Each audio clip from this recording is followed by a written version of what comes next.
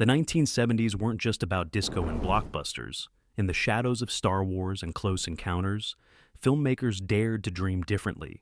They told stranger, quieter, and often darker stories. Visions that confused audiences then, but feel prophetic now. These films weren't box office champions. They were warnings, questions, whispers of futures we've since come to know. Here are 12 underrated 70s sci-fi films that were truly ahead of their time. 1. A Boy and His Dog, 1975. The film opens with scorched earth and empty cities, a wasteland crawling with scavengers who'd sooner kill than share a meal.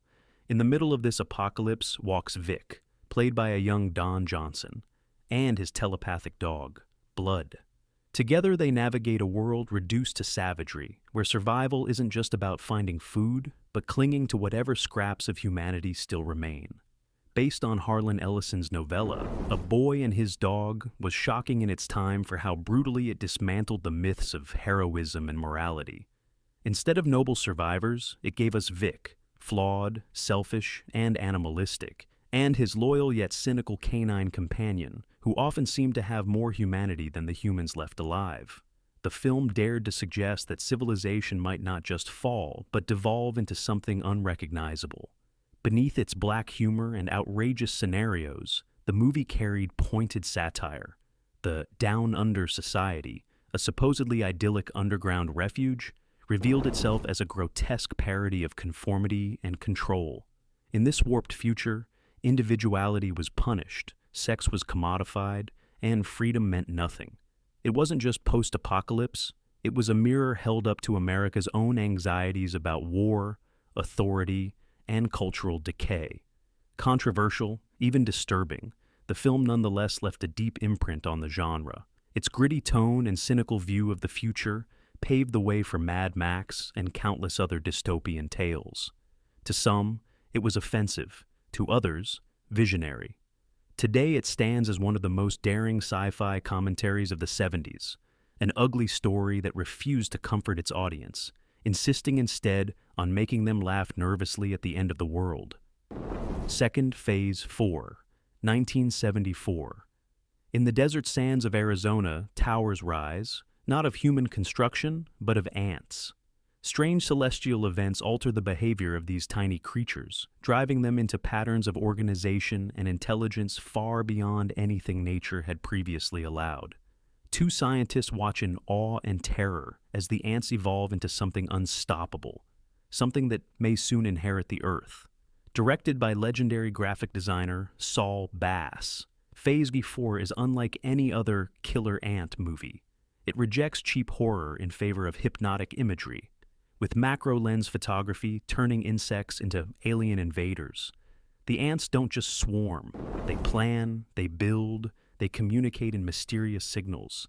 The desert becomes their canvas, filled with surreal geometric structures that defy explanation. This wasn't about bugs. It was about evolution. Humanity, the film suggested, might not always remain the dominant species.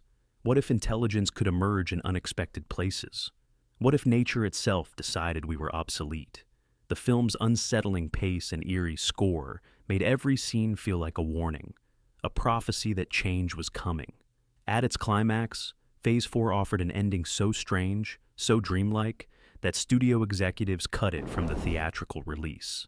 The original ending, now legendary, showed humanity merging with the ants, an evolutionary leap into something new, something beyond human comprehension.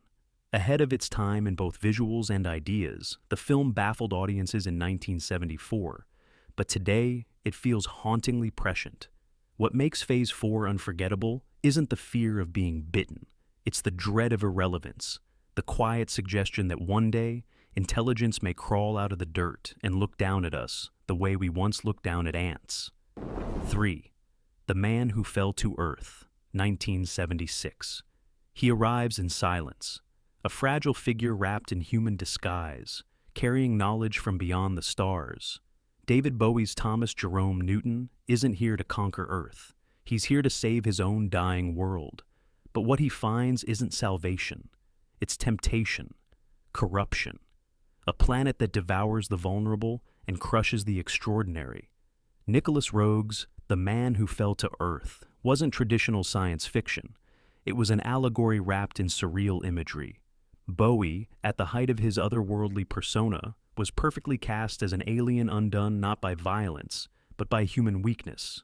Instead of ray guns and starships, the film gave us boardrooms, television screens, and endless bottles of liquor. The alien becomes addicted to television, to alcohol, to desire, and in the process loses the very mission that brought him to Earth. Audiences in 1976 didn't know what to make of it. Some dismissed it as incoherent, others as pretentious. But with time, the film has revealed its brilliance. It foresaw the growing power of corporations, the suffocating grip of media, and the way technology can both elevate and enslave. Newton, with his dreams of water and home, became a tragic mirror of Bowie himself, consumed by fame, haunted by addiction, alien in his own skin. The film's haunting imagery, X-ray visions, fractured edits, landscapes both earthly and unearthly, created a mood unlike anything else in cinema. It was about exile, about the cost of genius in a world that fears it. It was about longing for home, even as home slips further away. The Man Who Fell to Earth wasn't just ahead of its time, it was timeless, a science fiction tragedy that still feels painfully human. Fourth Quatermass Conclusion, 1979.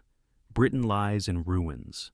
Cities crumble, society fractures, and strange celestial events mark the beginning of something no one can explain. In this, chaos returns. Professor Bernard Quatermass, the scientist who once fought alien forces threatening humanity.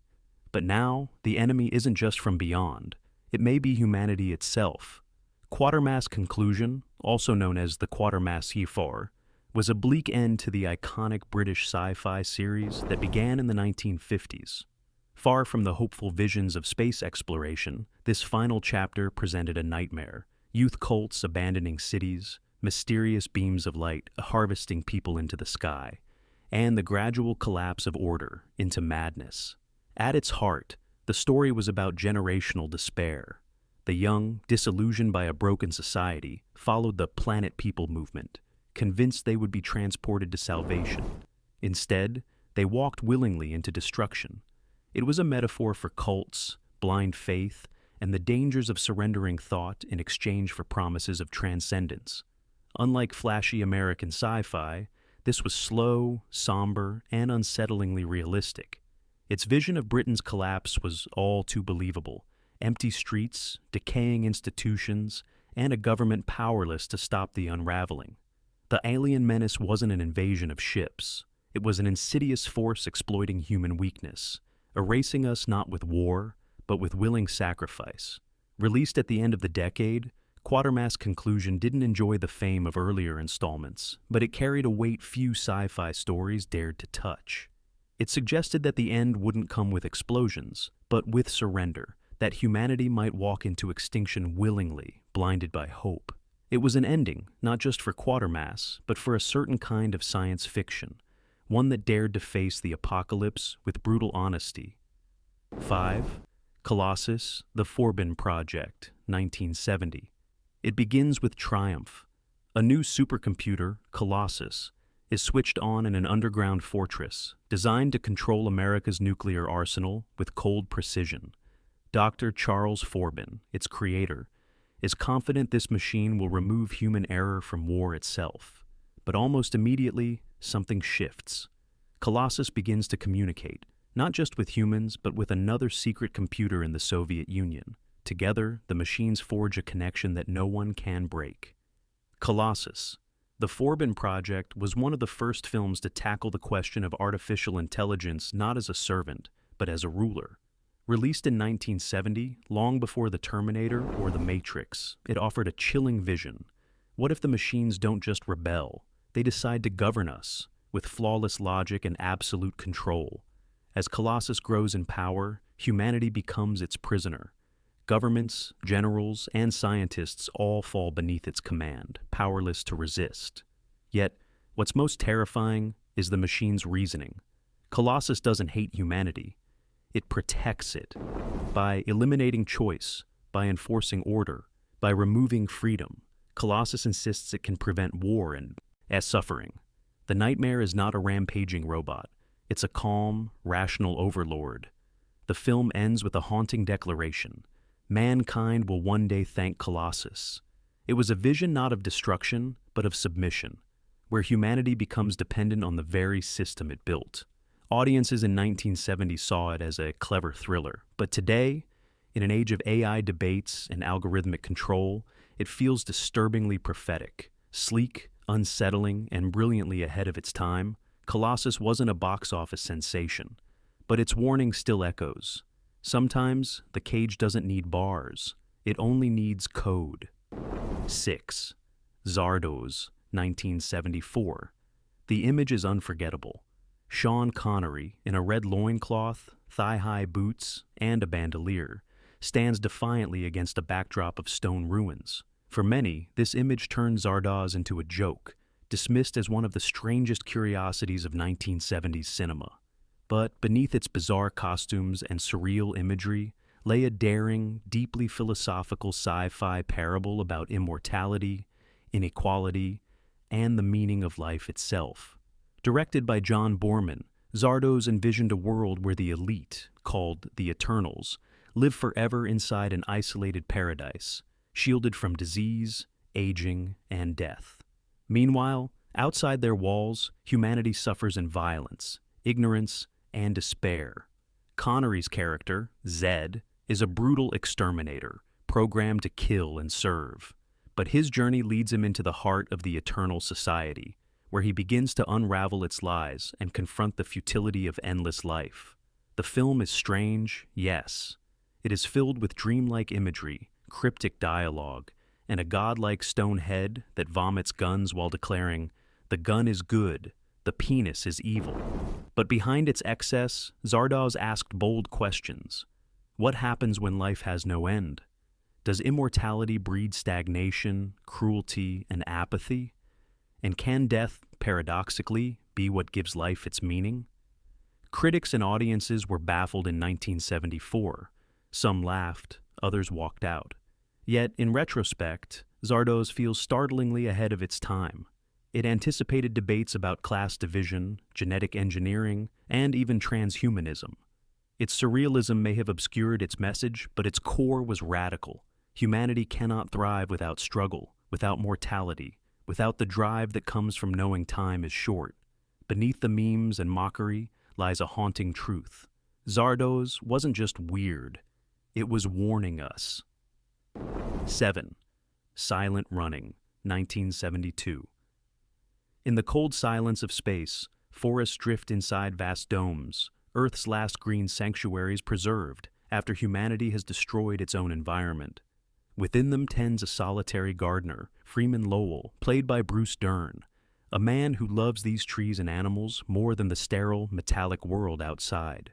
When orders come to destroy the domes and return the ships to commercial use, Lowell makes a choice that changes everything. Silent Running was unlike any sci-fi film of its era. Instead of space battles or alien invasions, it told a quiet, melancholy story about environmental collapse and human neglect. Directed by Douglas Trumbull, the special effects wizard behind 2001, A Space Odyssey, the film combined dazzling visuals with intimate emotion.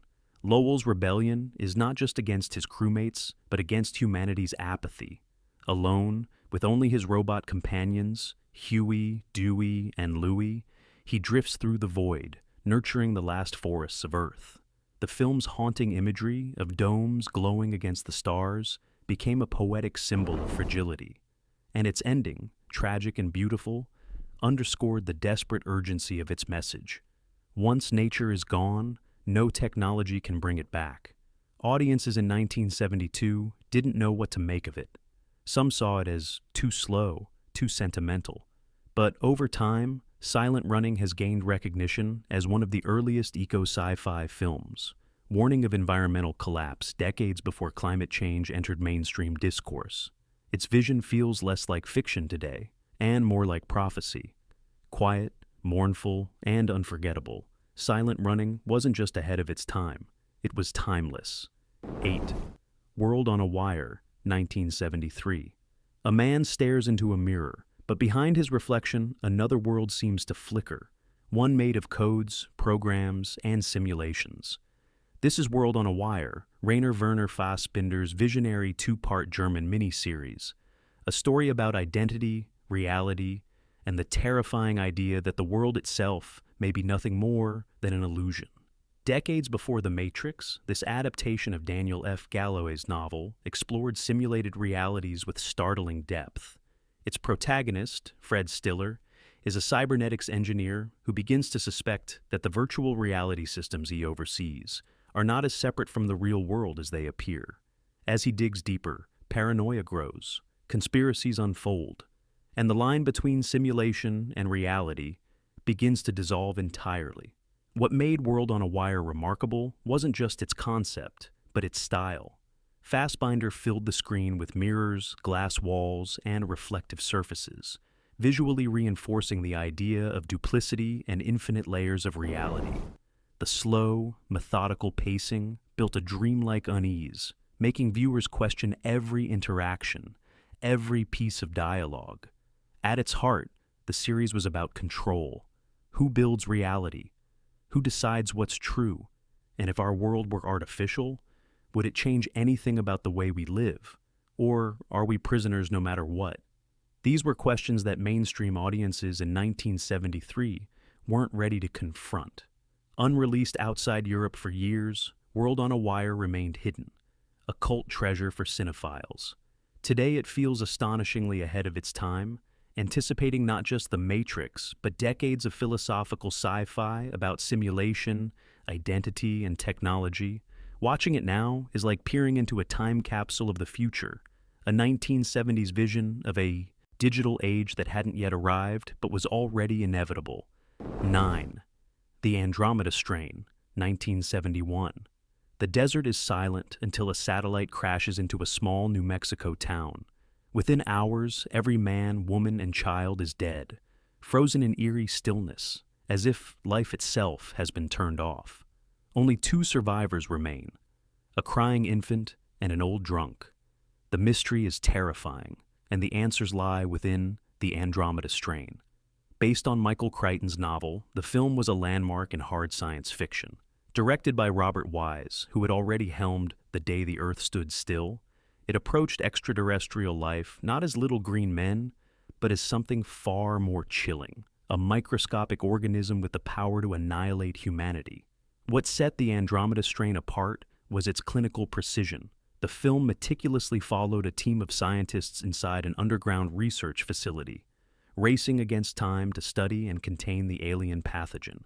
Every detail was steeped in realism. Sterile laboratories, decontamination chambers, computer readouts, and cold, methodical analysis.